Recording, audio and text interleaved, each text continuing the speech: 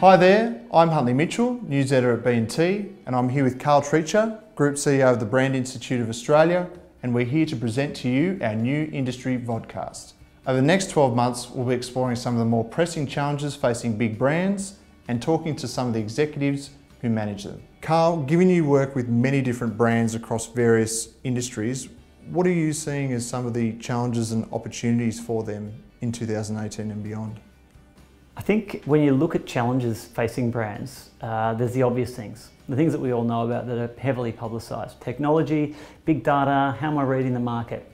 They're of course very important. I think the thing that goes under the radar more often than not is probably more important, and that is, how's the organisation that I'm part of going to deliver on the promises that I'm making? So essentially it's not really even a marketing question, it's around culture. And is the strategy being supported by the culture of my organisation? And if not, how to ensure it is? Are you able to share some examples of brands that have responded well to current needs?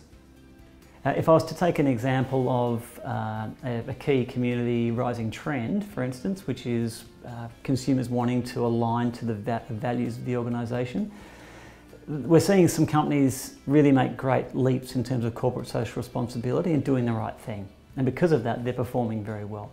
If we're looking at needs in terms of convenience and customer experience, you still can't go past organisations like Virgin that have stood the test of time from the pre-tech era in terms of understanding their customer needs, being the challenger brand, being the advocate for the customer, and delivering at every single intersection. Are there any industries that are greater risk than others? Any industry that is monopolised by a category giant, in Australia we have lots of category giants, big banks, professional service firms, insurance, those industries are likely to be challenged more than others that have more of a flatline multiplayer structure. How important is the digital capability for the health of large organisations? Digital capability is critical. We've gone through an era where there's a digital department. Every department now is digital. It has to be digital first. So I think it's a very simple question. Those organisations that haven't mobilised themselves behind their digital capability or haven't integrated digital capability throughout the organisation are really going to struggle. You've had a lot to do with some of Australia's biggest banks and finance companies.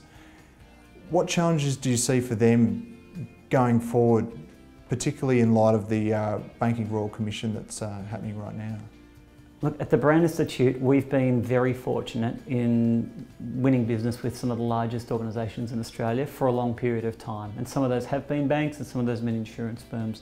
And we continue to support them to this day. What that's enabled us to do is look inside these organisations and ensure that they really are responding to customer needs in the best possible way.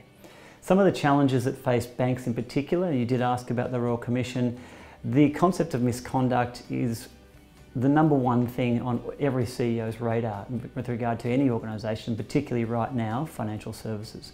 So those CEOs, I have no doubt, have rolled up their sleeves and they're heading straight into those conversations to ensure they understand the root cause of the misconduct and make sure they eradicate it moving forward.